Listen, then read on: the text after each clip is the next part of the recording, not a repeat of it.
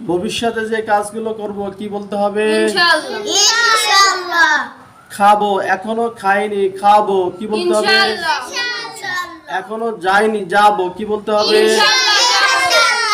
স্কুলে যাইনি, যাবো কি বলতে হবে? ইনশাআল্লাহ। ইনশাআল্লাহ।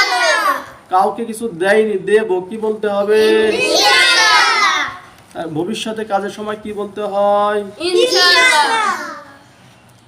আর কেমন আছে বলতে হয়, কি বলতে হয়? আলহামদুলিল্লাহ। আপনি কেমন আছেন? দুঃখের সময় কি বলতে হয়? ইন্না লিল্লাহ। পড়ে গেলে কি বলতে হয়? ইন্না লিল্লাহ। দুঃসংবাদ শুনলে কি বলতে হয়? ইন্না লিল্লাহ। খারাপ সংবাদ শুনলে কি বলতে ইন্না হয়? লিল্লাহ। মৃত্যু সংবাদ ভালো সংবাদ না খারাপ সংবাদ?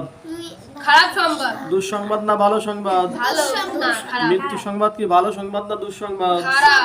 তা দুঃসংবাদ শুনলে কি বলতে হয়? ইন্না লিল্লাহ। হাতেতে কিছু পড়ে গেল কি বলতে হবে? ইন্না লিল্লাহ।